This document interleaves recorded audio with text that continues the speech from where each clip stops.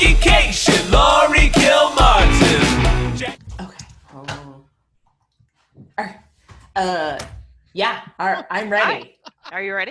Me too. Yeah. Me too. Oh, whoops. I almost left the meeting. Cancel. Sorry. That would be That really speaks to this. a terrible does that start. every week. So we did we do, yeah, it would have been last Monday night that we did the Flappers meeting. Yeah, it was pretty fun. It was really fun. Everybody We had was longer good sets turnout. and yeah. Yeah, Pretty good turnout. Michelle Buteau was going to do it because she thought it was a podcast. And then she's doing the reverse where she's like, oh, I don't want to do stand-up. Right. I was like, wait, you would do a podcast? That's a horrifying answer. Yes. And we don't have guests. So. No, I don't even know if she knew it was ours. She was just like, yeah, sure. Like it sounded like a Flappers podcast or something. Oh, right. Whatever. Yeah, she DM'd me and she was like, I am so sorry. I don't know. And I was like, it's so weird that people are willing to do. I was like, no, I'll stand in front of a drive-in theater or outside of a up-close magic venue, but I won't get on the computer where you can see my face and hear me talk. It's but you know what? I mean, I it's all respect different. Yeah. Every comedy decision makes sense to me right now. Except to roast Elon Gold when Jeffrey Ross is the MC tonight. That decision does not make sense to me. That does feel weird. Where is that going on Comedy Central? I think no, it's just on Instagram, and I think it's happening right now as we're speaking. Sort of independent of any sort of production. But I was like, that's an amazing list of comics. I'm surprised. Yeah, turns out everybody's willing to just stage time. And I know. I mean, I hung out with too critical. I understand. I do. Right. Yeah, I understand. It's I guess we just don't invite them over to the house, but we work with them. Well, I do have that Elon Gold is a piece of shit chunk I've been working on for 20 years. This is finally the gig I could do it, and no one asked me. Who's Elon Gold? How about that? You don't know Elon? He's mostly New York based, I guess, or that's where I met him. But is he a comic? Yeah, he's funny. Okay. Yeah. Oh, good. Did he may have had a show with Pamela Anderson, a sitcom for a while. You didn't, right? Sure. It's sure. It's so yeah. So that was, but that our stand-up comedy is fraught with peril, and everybody's doing it. You see what April Macy posted today on her? I did. Yeah, that was awesome. It was just essentially she said, hey, if your club is booking a lot of male predators, don't go to that club. No, that's not what she said. She said if the calendar has more male predators than female comics on it that month, don't go to that comedy club. You're right. Like, that is took funnier. The entire joke out of it. I took the joke out of it. Right. You did what reporters do to us. What reporters do. That's true. And it got me. Are you crying right now? Your head went away. No, I'm writing down. I finally broke you. I've been trying for almost 5 years. 5 years. You're plugging along. But just complaining about a club's calendar. I mean, I long for that. I long for the sexism of club calendars to complain about. Right. Rontowski did Zanies this weekend in downtown Zanies. How was that? Chicago. I don't know, but there were pictures of her standing next to people. Was she masked? In some of them, yeah. Was the crowd masked? All I saw were the pictures and her psyched that she was literally the message I got from her, I think it was on the thread. It was all it said was, I'm so desperate for stage time, I'm willing to get this virus. Understandable. I mean, yeah, you know. I did a shit ton of shows this week. I did probably 5 or 6 shows, and each one most of them were good. A couple of them were dumb. Yeah. Some of them are just, kind of depressing. Right. Remember last week I was talking about how one of them was kind of a downer. This week's show, most of them were not. Though I just did Melanie Vesey's show that's pushed to Twitch with a couple other comics, and every comic had. And granted, I know that the sky is raining fire and it feels like it's the end times for real, but it isn't. But every single comic had an end times apocalypse joke. And so by the time I got up, I said, you guys, it's the most irritating premise for me right now, because people come to the shows hoping to cheer up or to get out of their heads. And if you're saying it is the end times, please eat a bullet. Oh, Where's I don't the know that message there's there? Well, I would say I don't think it's the topic. I think it's the punchline. Oh, for sure. If the punchline is commit enough. suicide, I'm going to say that one. Take that one back to the Notebook and work, just tweak a little bit. But that of course speaks to every premise. You are correct. Yeah. I mean, yeah, I think people. I don't know what they want. I really don't know what they want from us. Oh, that's a good one too. I have no idea. Yeah. I don't know why they come to these shows. You did a show today, my show. That was fun. That was a lot of fun. It was fun to see. Everyone did little tiny sets, and you were just working on one chunk. And I was like, that's a fucking great way to do it. Like, I'm just going to work on this one. And of course, I piece. forgot two giant, and I typed it out. I have to retype it out because as I was doing it from the list, from the pros and then the set list, I was like, oh, I forgot the woman chunk, and I forgot the giant chunk, the flirting chunk, which also belongs in there as well. And I remembered the woman chunk on the Melanie Vesey set that I did right after that show, the second show I did today. So that's good. So I just got to it's iteration. It's always just redo. It seems like a good idea for a show. Just work on one chunk. That's the directive to the comics, and your set can be 3 minutes or 10 minutes. Yeah, no longer than 10 minutes. No longer than 10 minutes, unless you were headlining. Right. That chunk was 20 minutes. Was it? Yeah, that's but it has plenty of punchlines. Oh, it does. Very funny. And it's several bits, but it is a chunk. Thematically, yes, it all belongs together. I agree. And new bits did come out of it. The writing of it longhand, as recommended by you 2 weeks ago. Yeah, I would love to recommend it to myself. Yeah. If there's any way you could get myself to take my own advice, that'd be great. Go to the reel. Kyle, could you show the video? How great would that be if you? And what if Kyle had clips at the ready? That'd be great. If Jed could pull that clip and then Kyle could just share clip and just haunt us with our own words from the past 5 years. Oh my God, what a goddamn nightmare that would be. Okay, don't do that. I would never. Thank you. Oh. What are you gonna do about the dog jumping over the moon? Oh, do you hear the dog right now? Yeah. Oh, you do? No, just a little bit. Yeah, there was a little bit of. Should I? No, I don't really hear it. It's not picking up too bad. No, not at all. I just kind of heard her a little bit. Well, I'm going to put in another gate, and then I don't know. Do I? My dog. I've spent money on a fence. Yes. Okay. To keep the dog inside. But and the fence, you didn't think it was going to have to be a 6 foot tall fence. No, because it's surrounded by these rosemary bushes. But she immediately decided to just start jumping in the rosemary bushes and use it as a trampoline to hop over the fence. Oh my God. So I put wire all over the rosemary. So so she would, in the hopes that she would get caught and go, oh, I don't want to do this again. But, it slows her down. Yeah. And she saw somebody that she really likes and just sailed over the fence without me even seeing it. And I'm like, I don't want to look like I'm living in East Germany with, borders, and I don't want to get a guard that's going to shoot her if she crosses the fence. And you don't need Avi to come in with Israeli, Avi Lieberman?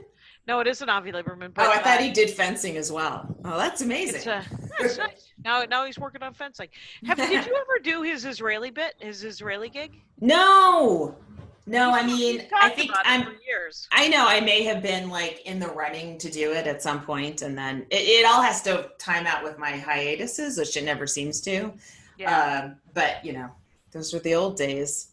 Now a new story came out that a significant percentage of people who have COVID were at a restaurant in the 14 days before they came down with COVID. Where? Just in general, it was on CNN. It was just like that might be in China at Ground Zero. No. Here, in the U.S., whatever. When they're just saying here. it tends to be a thing people have in common is that they were at a restaurant in the last 14 days. Which they were sitting at a table in a restaurant. Not good for comedy, because comedy is a restaurant with comedy. Yeah.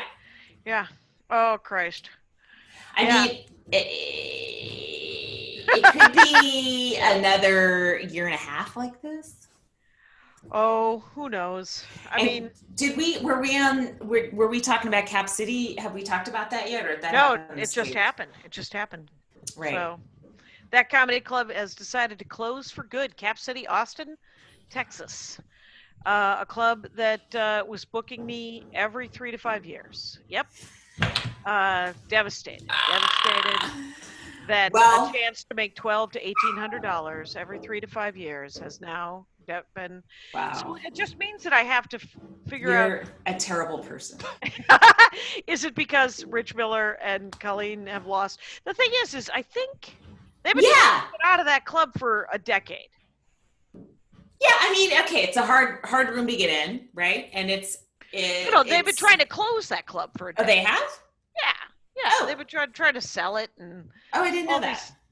It wasn't that weird strip mall that the only other business in that strip mall that was there from when it started 20 odd years ago was the hand job place. Is that what it's called, or does it have a different name? I just learned that it was the hand job place the last time I worked it over 2 years ago. And I feel like male comics in Austin one day in know about that place, and you and I are just finding out about it now. Exactly. Like on their first open mic, they're told about the hand job place. Right, there's a hand job place on the corner. Weirdly enough, a Guatemalan grocery store came in and didn't make it in that strip mall in Austin, Texas. That's banana land to me. Because it was the only decent place to get. Because you stayed at that weird bedbug Best Western up the block. That Jackie, I'm sorry you had such a regrettable week, but it was a great room. Yeah, no, the audiences in Austin, Texas are delightful. The people of Austin, Texas are awesome. The comedy fans in Austin, Texas are only to be paraded around on the backs of elephants. Yes, they're great. But that club, and Colleen's great, and Rich was always very honest with me about that club. Rich gets the old, he was honest. Yeah, he didn't lie to me. He didn't. The only thing he always said, "I know you're funny." Which what that meant was, I know that other people think you're funny, and that I should book you. That's the full sentence. Rich Miller, he was the first guy who headlined me in Minneapolis at Knuckleheads. Oh, wow. Oh, yeah. Knuckleheads. Oh, wait, not at Knuckleheads. It was a comedy gallery before in St. Paul at the Gaultier Plaza. No, I thought he booked Knuckleheads. He did book, he might have. Yeah, I think he did later, but he booked the comedy gallery before he booked Knuckleheads. I thought Paul Hansen, or the Hansen Tom twins Hansen or whatever. And Scott Hansen. Scott Hansen owned it, but Rich Miller, that's how he came up in comedy. Other ways too, because he's Dennis Miller's brother, but man. Yes, that's true. Yes. I don't think that gives you an edge in booking, but well, no, but it gets you around stand-up comedy when it would never be something you would ever fucking think about. Sure. Like think about who else am I thinking? Bill Kinnison, Sam Kinnison's brother. Yeah. Right, he was like, I'm gonna open a club, and so it came to pass. True. So. Well, to me, I didn't know. I didn't know that they were trying to sell it anyway, but it's always, I It's mean, always sad when a club. it's closes. sad. It was an institution, you know. It made me feel like, oh fuck, the Punchline might be in trouble. Like we all have a club, like a club from our scene that And yeah, in Austin, is a Texas. big deal, and it was owned by, you know, a local group. Well, not, but it wasn't owned by like Live Nation or Right. Actually, And the Punchline is, but right, so they'll be fine. But the thing is, I don't know. They might not be if they lose their. right, but like lease. Brendan Walsh and all of those guys who came up through the Austin scene, Mm-hmm. those guys are super sad. I mean, it would be Of like course. if Acme closed for me. Yeah. It would be Yeah. Yeah. No, I feel for those people, and I feel for Colleen a great deal. Mm-hmm. But literally, my next thought, and this possibly does make me a monster, which is, how am I going to get? I think it might be easier for me to not put all my eggs into the Cap City basket, and I think they're going to keep doing Moon Tower. I think Colleen will keep working with Moon Tower. Oh, that'd be great. Yeah, which is just a festival once a year, Mm-hmm. but it's a big one. Yeah, totally. It's a lot of fun. Yeah, that's a huge bummer. So it's such a great scene too, you know, the Austin scene. And it's weird because Joe Rogan's moving there. I'm surprised he wouldn't jump in and buy the club. You know, he needs a place to work out. That's it. You would think he might, except for that. I remember Rich telling me that they've been trying to move that club too for 12, 15 years because it's in such a weird space. Right. But I think that literally that strip mall was like, we'll give you another 3 years for nothing. Just stay. And like I literally think that the rent was so I see. so low. But Austin has, you know, like a year and a half ago, obviously, Austin had housing problems. Like I wouldn't be surprised if they'd raised that entire strip mall and built like a condominium or something. Because of, you know, the nature of Austin. It made me feel, I felt bad for the club, and it made me feel like, oh fuck, this is the first domino, you know. But I mean, I hope not. But fuck, I mean, Flappers, they are hustling nonstop. They're like feeding seniors. They got a contract with the government, the California state government, to feed seniors, and you know, I guess. I don't know. Some clubs might have deep pockets, but others, you know, are kind of month to month. It's just like, fuck, if I don't know. It seems like a long time to have to hold out, you know? Yeah. The business side of it, I don't know. I never know what to think about it just because I don't want to own a club. Oh God, I know. I can't. I couldn't participate in that at all, and I don't know how people do it. It's so much work. I know. DNA emailed me, you know, because he's been having, you know, he's been trying to do fundraisers and stuff to try to keep Santa Cruz going. Yeah. And but I haven't heard from Heather Rooster Teeth. Have you heard from Heather? No. I should just Ping email. her. Yeah. And I had a friend of mine. So a friend of mine was going through her boxes and boxes. Should we do a break? I don't know where we're at. Where are we? That's a good question. We were on a roll. We're only 18 minutes in. Oh, shit. Oh, I thought that was going to be 30 for sure. I did too. I thought it felt like 18. But, did it feel like 18 for you? Whatever, you guys. You just got a good touch. Yeah, I guess I just know you're what not I'm wrong. doing. You're not wrong. Anyway, so a friend's cleaning out her boxes of stuff and finds an article that was in the Star Tribune about Aspen in 1996. Oh, that's so cool. So I go to Aspen the winter of 96, and I moved to Los Angeles the winter of 97. You went when it was happening, when Aspen was like a thing that people were excited about and people were getting deals out of it. And you probably went thinking you were going to get something. What did you get, Jacqueline Cation? I got a lot of smoke and mirrors, but I will say this is because I went the second year. The first year was 95, right? Mm-hmm. And that was when it was just a party, right? They're Right. like, and it was cool kids doing comedy and just having, just a show. Putting on a show. There's some old costumes. Yeah. Let's all go to Aspen where a bunch of rich people live and see if the town will pay for this. Mm-hmm. The next year, it was sponsored by HBO, and it was a party. And it was, I got in because it was the first year that it was, and this of course sounds obnoxious, but it was more based on talent. Jackie, you're losing friends left and right on this podcast. You really are. That might have just lost yours. I didn't get in till 04 when they were just they were done with looking at talents. But go ahead. Oh, because the year after was the year that you couldn't get in unless you had manager or agent. Oh, right. Because the first year it was just they were just watching comics. Lisa Langang was just watching comics, and she was doing new faces in 1996, and then they were bringing fancy people in, and then it was just a big party. And the following year, 97, it was just a party. It was an excuse for agents and managers to bring their clients to show each other from Los Angeles and to just show each other people that they all fucking knew already. It was just another sort of Montreal, right? Which is awesome. I mean, it's a good time. It's a party. But I went in 96, and I had never been at altitude before.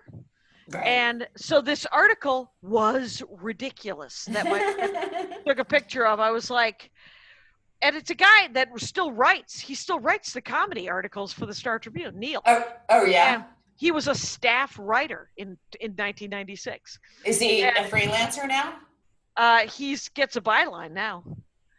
So I don't. But the crazy Everything thing is awful, Jackie. Everything is awful. Everything isn't awful, but this article was ridiculous because did you read it? I sent it to you. I looked at it. I didn't read.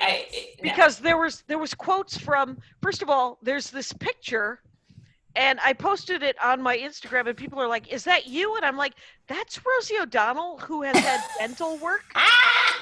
We may weigh the same, but she has dark hair and has I didn't think perfect that teeth. was you.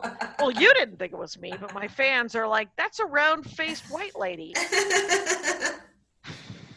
And but look at this who's who of fucking what? It's okay. It's Dennis, Bill Maher, Steve Martin, Rosie O'Donnell, and Rosie and Dennis Miller. Yeah. and always one woman, by the way, still to that very day. And then the quotes, like there's a quote from Wendy Liebman in this article. This thing was like 3 pages long with giant pictures.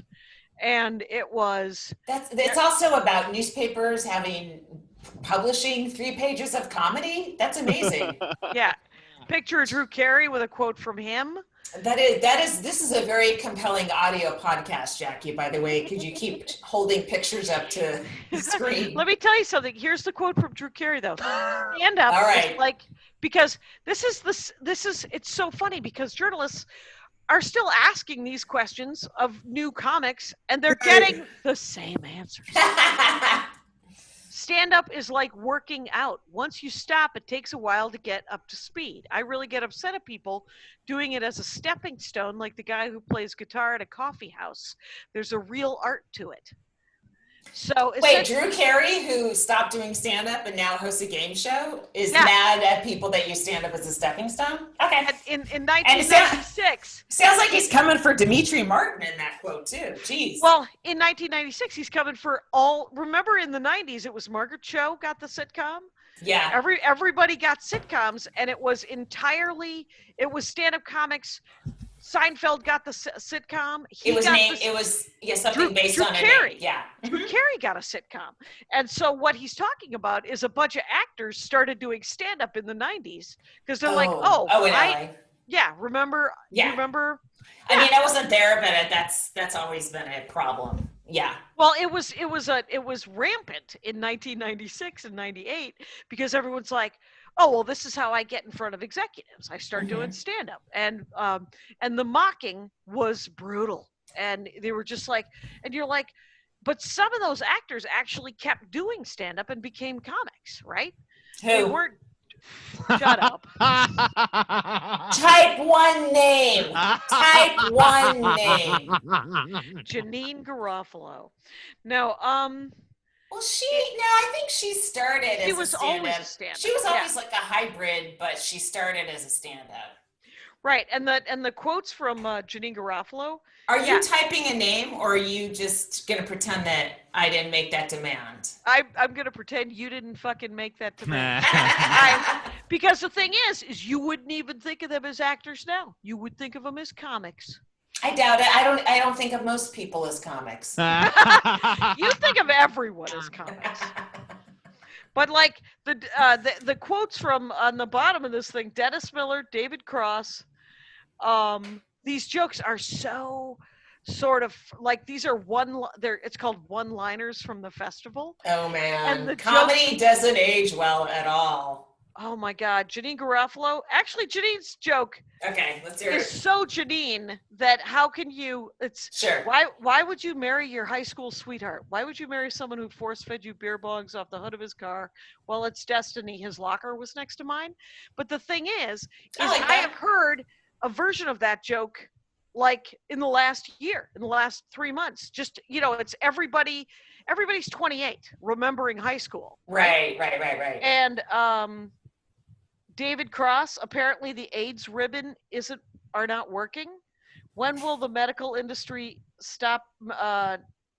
When will the medical industry stop relying on the fashion industry to solve its problems?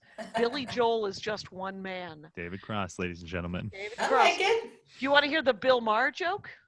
I don't, but I guess I do. You know why? Because it is a joke it was hacky at the time.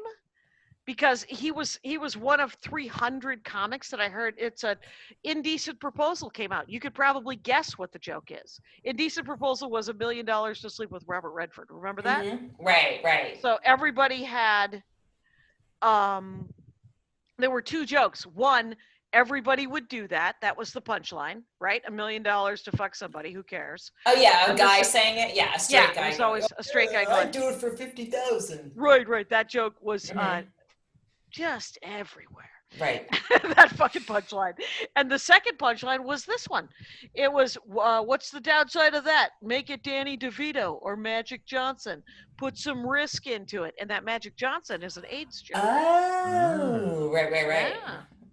Oh, he's Maher's being Maher. Yeah, that's it. That's that guy bringing it. And but it's so funny because the article is also talking about how comedy was almost dead.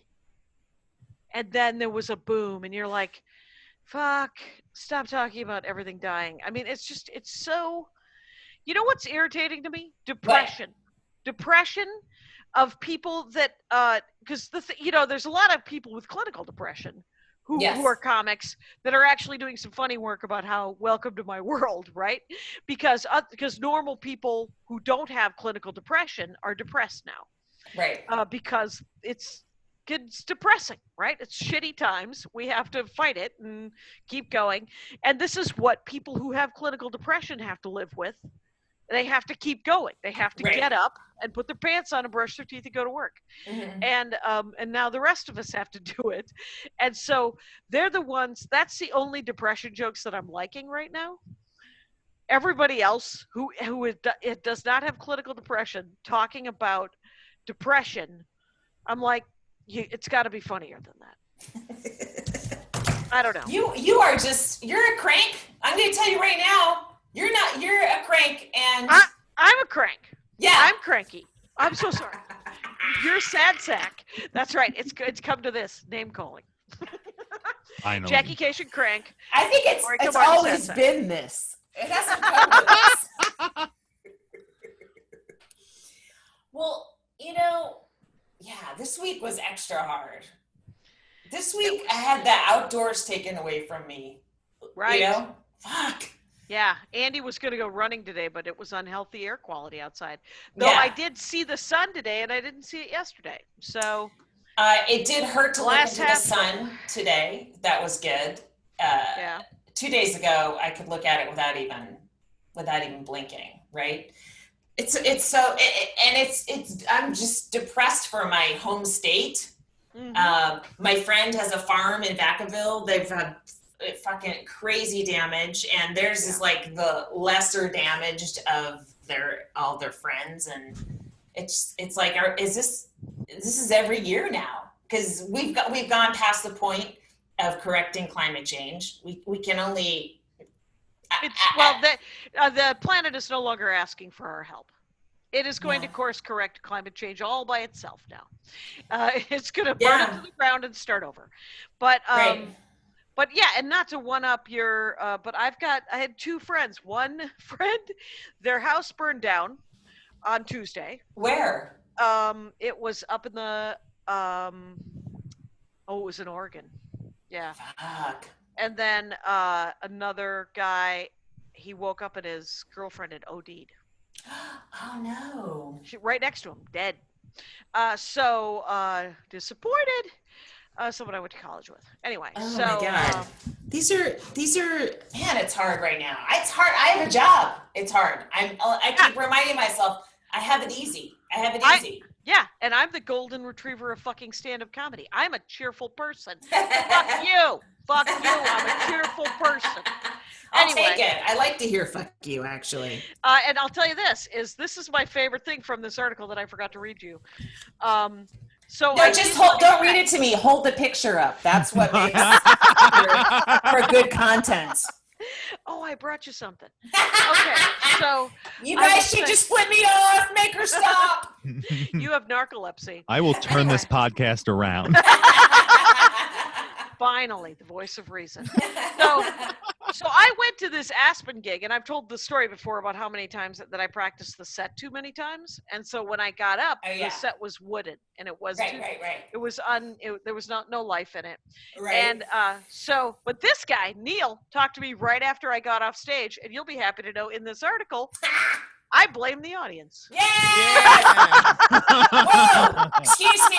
In Aspen, it's always the audience's fault. In Aspen, it's always the audience's fault.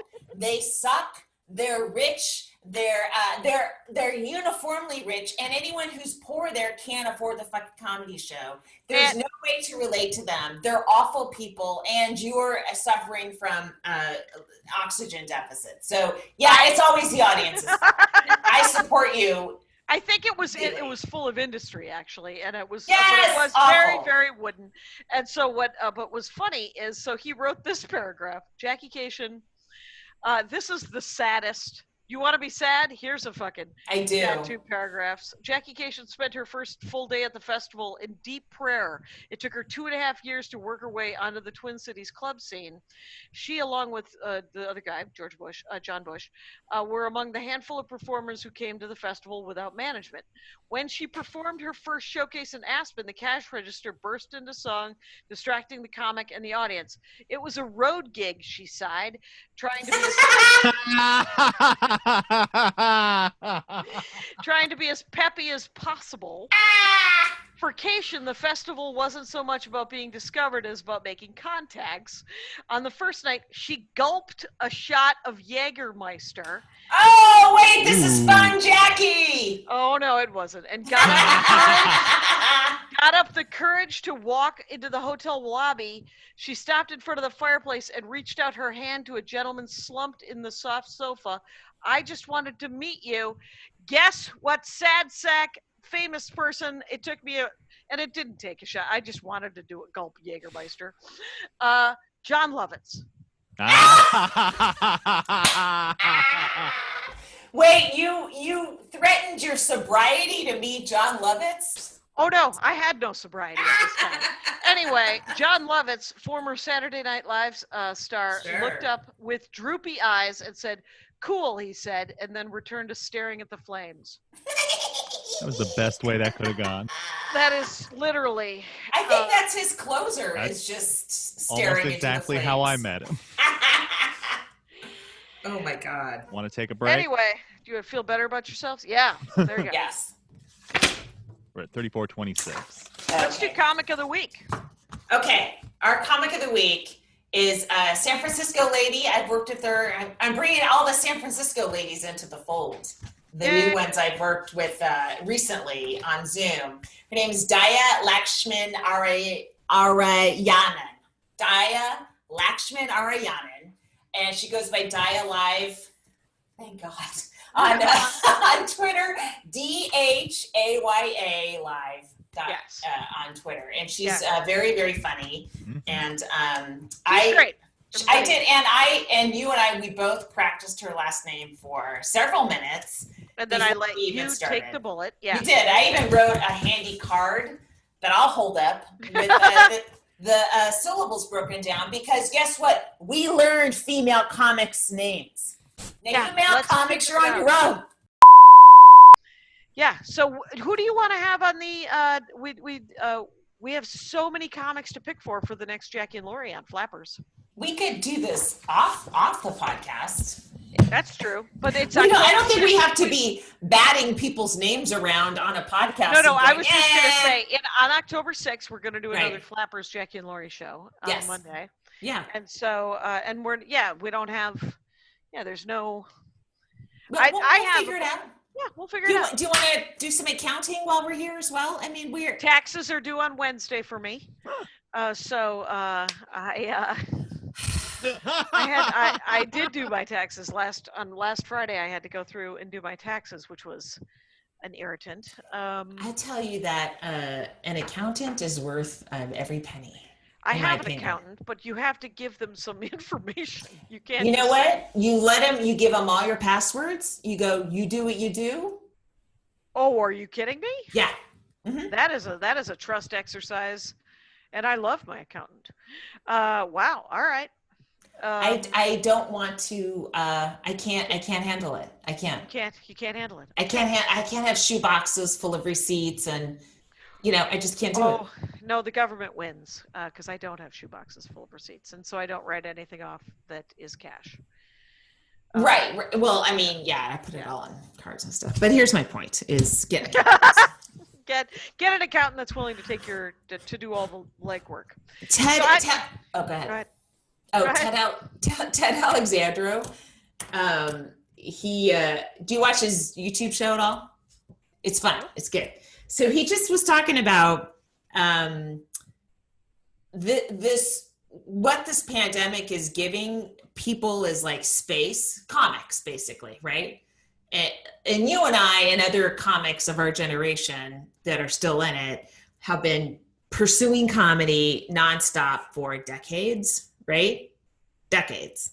Yep. And it's such an ingrained habit, and maybe, in it being yanked away from us, I would never voluntarily give up all my spots, right? That would I would have to have some sort of vocal, I would have to have an aneurysm, right? Yeah, I think and even that, people who listen to this show know that you're not giving up spots. You're saying you should also book, but not your spots. Yes.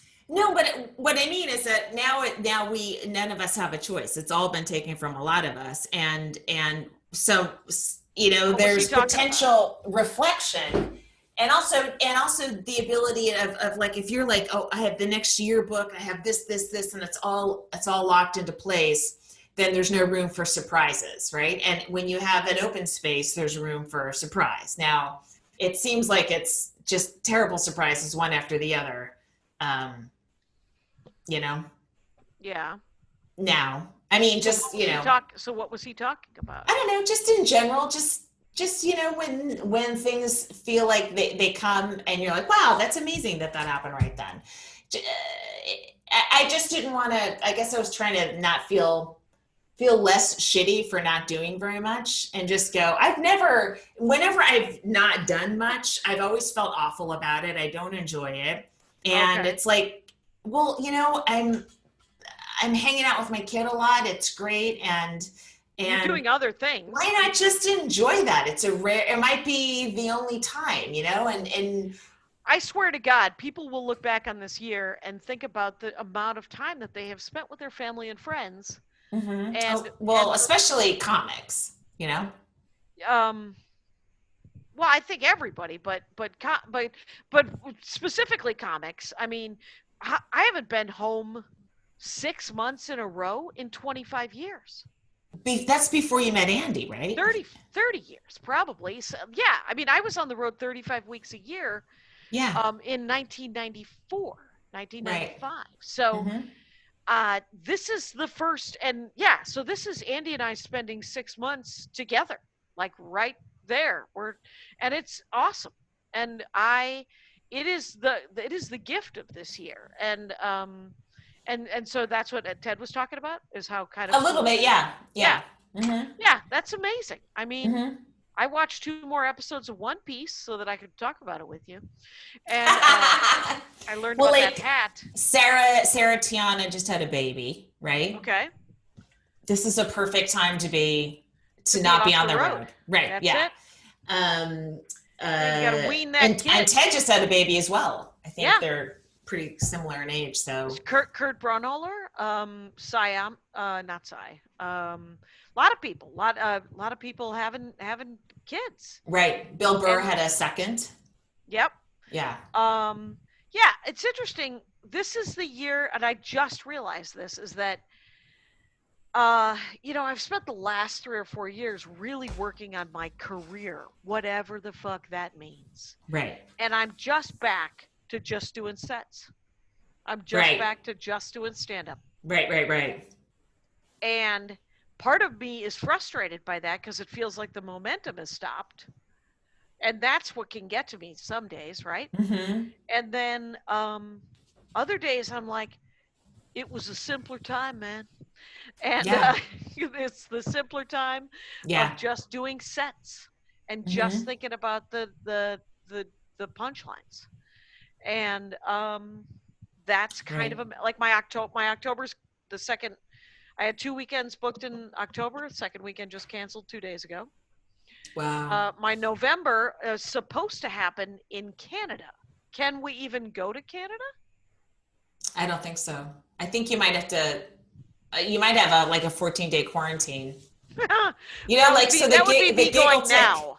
Yeah, it would take 3 weeks to do a week-long gig in Canada at the moment. I Yeah, that think. feels cost effective. um. Yeah, so Carmen came and stayed over at the house because she lives in one of Maria's rooms, Mhm. and Maria's house was threatened, and so they had to evacuate. Wow. And so Carmen came and stayed in our house for a couple of days. It's so terrifying. Yeah.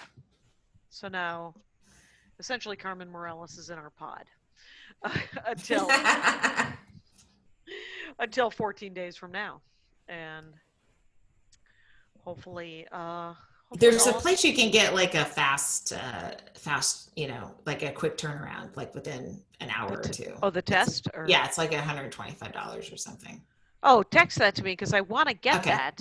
Yeah. On Thursday, I'm supposed to go in to get the big peak because. What's the big peak? Is this about a pap smear? Yeah, I don't know. Well, I got my period. This is too much info, but there's absolutely no reason. It has been over a year, and so I was. You got another one? Yeah, assholes. And I gave away all of my tampons, and I'm like, take my. And so then I'm just like, jerry rigging some bullshit, and it's. Jackie, you're still young, unlike me. Yes, how horrifying if I had gotten pregnant. But it's so funny every time I called the nurse and I said, "What the fuck is happening? I'm supposed to be over this." And she was like, "Well, sometimes you get it." And I was like, "Do I have another one of the Pokemon up my uterus that needs to be removed? That's the only reason I should be bleeding." And she was like, "Well, let's get you in to get the big peak, have them look up there, rotate the tires and whatever." Mhm. And I'm like, "Okay, when can she do it?" And she was like, "Middle of October." And I was like, "Oh, I think I will either bled to death or my period will be over the middle of October." Why so long? I don't know. So she was like, "Well, are you willing to drive?" And I was like, "Yeah. What else am I doing?" So I have to drive up to Santa Clarita, and it's this Thursday. Oh, that's a nice drive. So- It's pretty up there. That's in the shadow of Magic Mountain. Sure. And Oh, that old gig, the Marie calendars. That was fun. Yeah, Randy you always got Lewis. it. You always got a pie at the end of You it. got a free pie. I like a pie. It paid in pie. There's nothing wrong with the pie. A little bit of money and some pie. It was not a lot of money, but some pie for sure.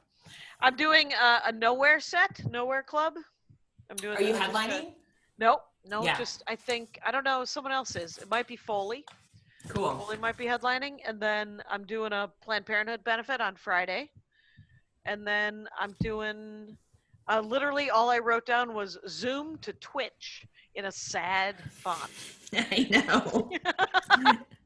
I'm doing a hot tub tonight, Monday night. Oh, cool! To check out that, and then on the 18th, I'm doing a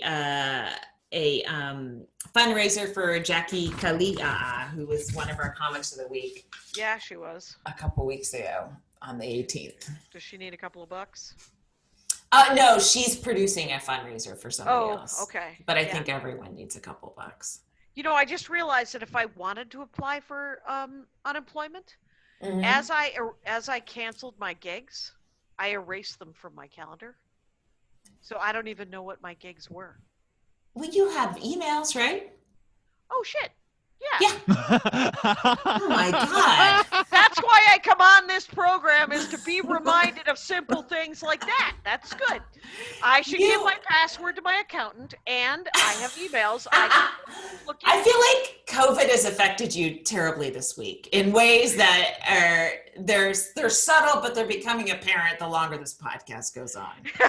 Yeah, we can look forward to my waning dementia and waxing. The weird thing is Andy had to take the car today because his mom got food poisoning, and he just and we go and see her once a week anyway. But he, when you're sick and you're alone, it's sad. Yes. So he was like, I'm just going to drive up there, bring her some chicken noodle soup, and hang out for a couple of hours or stay overnight, because she's in our pod for sure now, right? Like she's part of our group. Mm-hmm. And so he took the car. Like we only have one car. Right. Which is why I pinged you and I was like, hey, can I maybe borrow your car on Thursday? Yeah. Yeah. And I'm not going anywhere. I'll start walking over there early in the day. And but Andy should be back by Thursday. It's just food poisoning.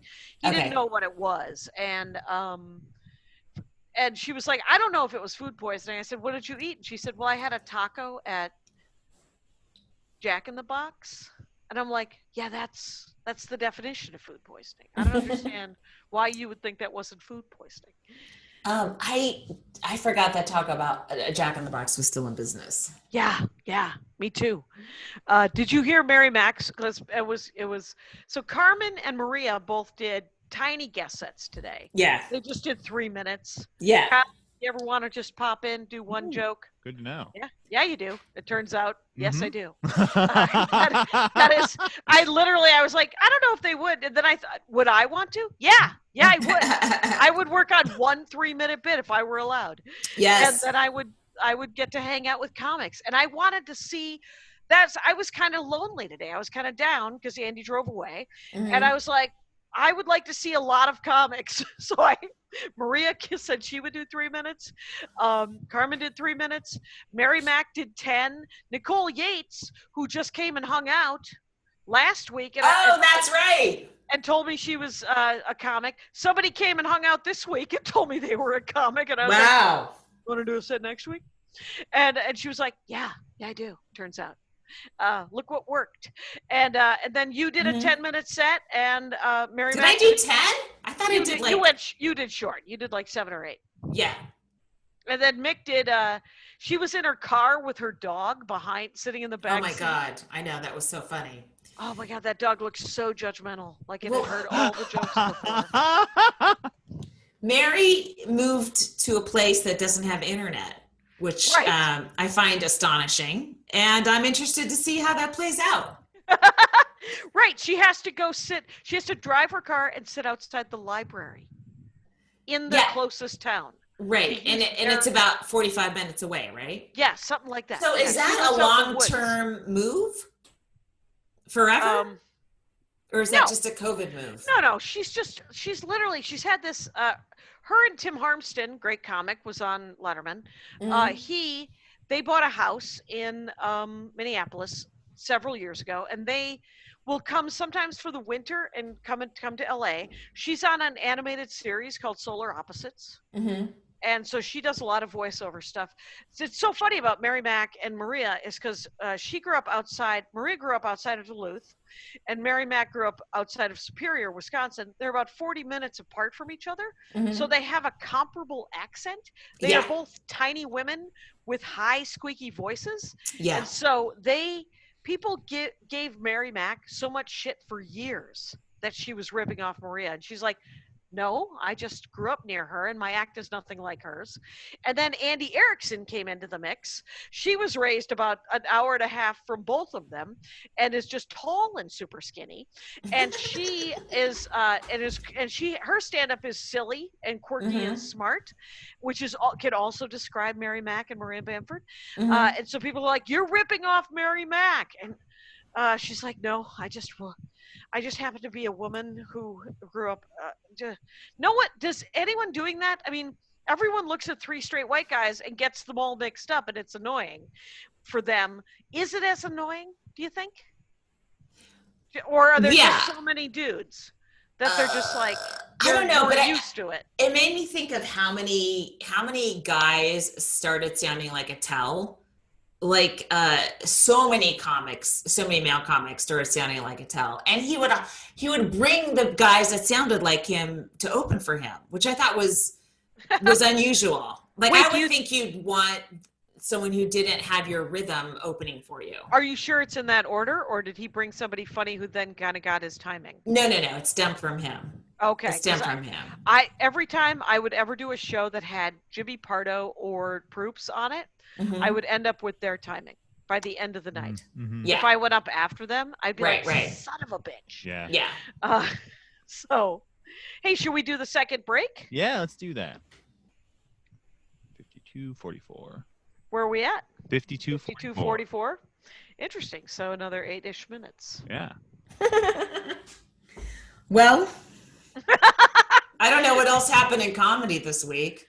Oh God. Jackie Fabulous was doing a drive-in show in Irvine that looked fun. Yeah, that did look amazing. Carmen Morales did the in crowd surrounded by giant screens. Where's that? What's that? That's a studio one. Super Serious uses it too. Okay. And they put it's in a studio that they projected the Zoom people on the walls all around you. Oh. Have you seen the Instagram pictures of that? They're gorgeous. I haven't, no. I took Twitter and Instagram off my phone while I was watching The Social Dilemma. Oh. I was like, I can't, I'm not on Instagram very much anyway, but I still like the idea of them tracking me. And the imagery they use in that, they have parts of it are fictionalized a little bit, and it can be sort of annoying, but there's one thing where they sort of have talking about? The Social Dilemma. It's about social media, right? Okay. It's a documentary on Netflix. Okay. And so they have a user who is seen as like this kind of just like a zombied out puppet, whose head is down, and they had like three, portraying the algorithm, three guys trying to figure out how to get this guy to keep clicking on things and how to serve him stuff where he won't get offline. And I can't get that out of my head every time I'm on Twitter, that there's like three guys back there going, oh, she likes this. Oh yeah. Show her this tweet. Yeah. She'll get so angry. She'll they're retweet job it. creators. This is job creators. I know. We went and saw a movie last night at a drive-in. What our local sort of kind of strip mall kind of blue collar movie theater is attached to 3 different strip malls, and they turned the side of the building into a drive-in. Oh, neat. Yeah, so we saw the New Mutants. Yeah. And it was great. It was great. I mean, literally, I just picture some haircut going, I don't get it. I thought it was supposed to be about superheroes. It is. Yeah. Why is it like a fake horror movie? Because it's also another kind of shut up. Just Let us see it. I want to see Ileana Rasputin. And Woo! and at one point, I definitely wanted Colossus from Deadpool to come out and help her, but he Yeah, didn't. I know. Anyway, but I have this to ask you, Lori. What? Oh, I it's know. something that might interest me. Oh, Yes. wow. Yes. Don't trouble yourself. Please go on more about I'm not going to hold off. I sent you a Dragon Riders of Pern book for you and the boy. Oh, that's next. We're reading Blubber. And then I never read Blubber, did you? I never read any Judy Blume. The main character is a cunt. I'm like, wow, this woman's awful. I love it. Wow. I don't All know right. if she'll have a turnaround at the end, but why don't you drop those books off on my porch when you're done? okay. You know what I recommend is Borgen. Have you seen this? It's No. it's on Netflix. It's Danish. It's subtitled, and she becomes the first Danish female prime minister. And it's super good. A lot of great female roles and different storylines, but they kind of mirror each other and they kind of don't. And they sort of hit, they have 3 examples of working women, you know, at various ages and stages and all that kind of stuff, parents and non-parents and everything, all the bullshit they go through. It's really good. Yeah. I'm watching Endeavor, which is another British constable murder mystery thing. Oh, really? On Amazon Prime. And Tess Rafferty recommended it, and it's adorable. And he is a goony looking dude who is kind of really, really attractive. What's his name? The actor? I don't know. Okay. Yeah, he's an actor. I don't know what anyone's name is. I think we're close. We are 3 minutes away. Oh, that's too bad. Yeah, nice try, Jackie. And I got to be on it this week after being brought to task for those minutes. I know it. For those minutes were thrown away. I'm reading Sarah Schaefer's oh, cool. memoir about going down the Grand Canyon, the river, the Colorado River and the Grand Canyon. It's really great. Love it. That's amazing. I want to do it. I was scared to do it when I went to the Grand Canyon. Does it look like it? She didn't die. No, she's still alive. In fact, she wrote a book about it. Oh, interesting. All right. I forgot that part in the gender bit too. Interesting. Okay. So I'm looking at my notebook. You remember those guys? So I'm trying.